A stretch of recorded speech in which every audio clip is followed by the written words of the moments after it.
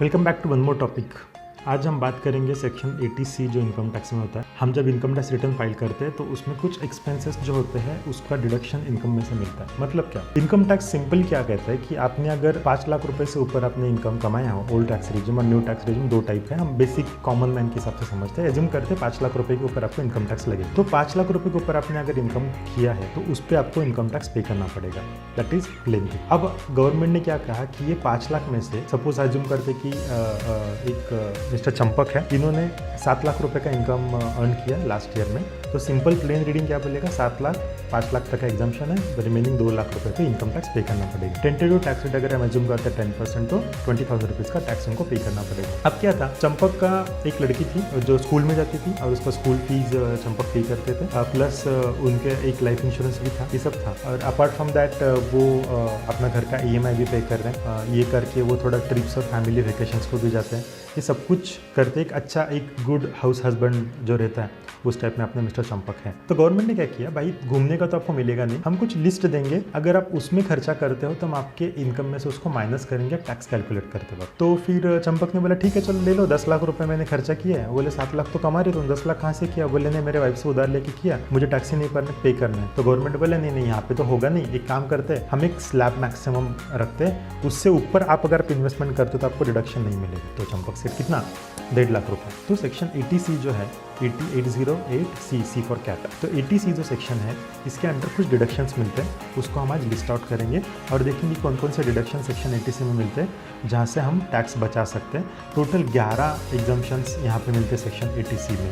तो हम एज्यूम करते हैं कि वो 1.5 लाख रुपए का जो मैक्सिमम लिमिट है चंपक जी को मिल गया, तो 7 लाख में से 1.5 लाख गए, 5,50,000 बचा। तो 5,50,000 में 5 लाख रुपए बेसिक लिमिट है, तो 50,000 जो है 50,000 को उनको इनकम टैक्स पे करना पड़ेगा, दैट इज 5,000। तो टेक्निकली 20,000 के जगह 5,000 उन्होंने पे किया, मतलब उन्होंने 15,000 रुपये का टैक्स सेव किया। तो that is benefit of section 80C।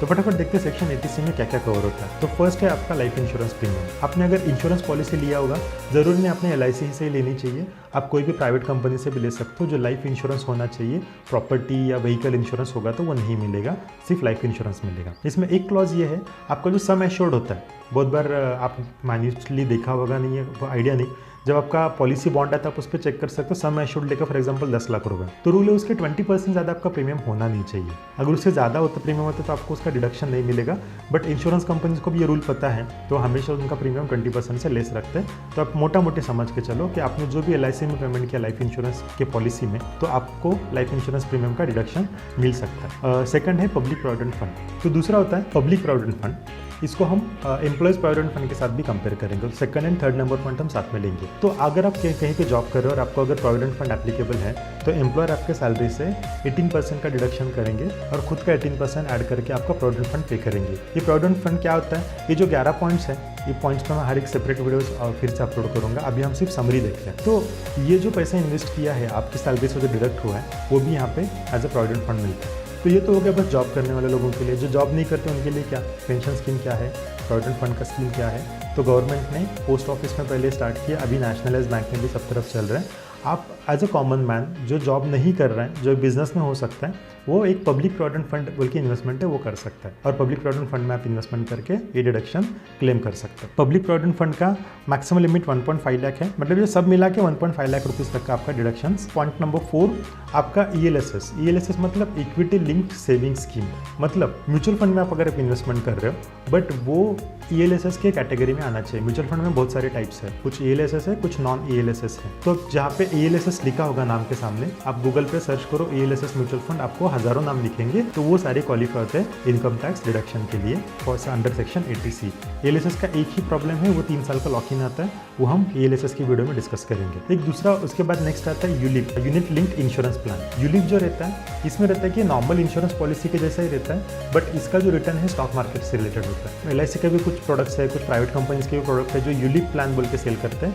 तो अगर आप उसमें इन्वेस्टमेंट करते हो तो उसमें भी आप अंडर सेक्शन 80C 1,50,000 तक का डिडक्शन क्लेम कर सकते हो। याद याद रखिए जो मैं पॉइंट्स अभी बता रहा हूँ आपको पूरे 11 पॉइंट सब मिला के आपको 1.5 लाख मिलेगा, ना कि हर पॉइंट में आपको 1.5 लाख का डिडक्शन मिलेगा। तो सब पॉइंट मिला के आपको उसमें डिडक्शन मिल सकता है। Then tax saver fix deposits, अगर आप एफडीज करते हैं और जो 5 साल से ज़्यादा है तो दैट और टैक्स सेवर एफडीज होनी चाहिए। अगर आप जब बैंक में जा रहे हो तो उनको बोल सकते हैं कि मुझे टैक्स सेवर एफडीज करनी है, तो आप उसमें उसका डिडक्शन ले सकते हैं। Next is national pension scheme. तो एनपीएस रहता है पोस्ट ऑफिस में, नेशनल पेंशन स्कीम, तो उसके अंडर आप इन्वेस्टमेंट कर सकते हो। नया भी एक पेंशन स्कीम आया जो अभी कुछ साल पहले इशू किया, जो सेक्शन 80CCD में मिलता है। हम अलग वीडियो में कवर करेंगे, आज हम सिर्फ 80C देख रहे हैं। तो एनपीएस में अगर हम इन्वेस्टमेंट करते हैं नेशनल पेंशन स्कीम में, तो उसमें आपको डिडक्शन मिल सकता है। जैसे हमने देखा था कि चंपक अपने घर का EMI भी पे कर रहे हैं, तो उसका जो प्रिंसिपल अमाउंट जो है उसका भी आपको सेक्शन 80C में डिडक्शन मिल सकता है। तो क्या होता है, जब कोई भी आप EMI पे करते हो उसमें 2 पार्ट रहते हैं, एक प्रिंसिपल रहता है और एक इंटरेस्ट रहता है। तो इंटरेस्ट जो रहता है सेक्शन 24 में मिलेगा,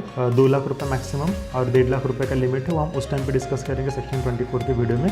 बट सेक्शन प्रिंसिपल जो हम पे कर रहे हैं वो सेक्शन 80C में आपको मिल सकता है। नेक्स्ट बहुत इंटरेस्टिंग, बहुत एक्साइटिंग कंसेप्ट जो मुझे लगी इन्वेस्टमेंट के इसमें, दैट इज सुकन्या समृद्धि योजना। इसका भी आपको डिडक्शन मिल सकता है। तो अगर आपके पास गर्ल चाइल्ड है तो आप सुकन्या समृद्धि योजना में इन्वेस्टमेंट कर सकते हो। बहुत बढ़िया स्कीम है। 18 साल का लॉक इन रहेगा, आपकी लड़की जब 18 साल की होगी तभी आपको पैसा मिलेगा। बट रिटर्न्स बहुत अच्छे से कंपाउंडिंग होते हैं और इसमें बहुत अच्छे से रिटर्न्स मिलते हैं। और एक नेक्स्ट स्कीम है that is senior citizen saving scheme. अगर आप 60 साल से ज़्यादा हो तो आप सीनियर सिटीजन सेविंग स्कीम में जो भी इन्वेस्टमेंट्स करोगे आपको उसका डिडक्शन मिलेगा। Next is national saving certificate, जिसको NSC बोलते हैं, जो पोस्ट ऑफिस में मिलते हैं। तो NSC नेशनल सेविंग सर्टिफिकेट में भी डिडक्शन क्लेम हो सकते हैं। एक पॉइंट इसमें मैं 12th नंबर ऐड करना चाहूँगा, दैट इज ट्यूशन फी।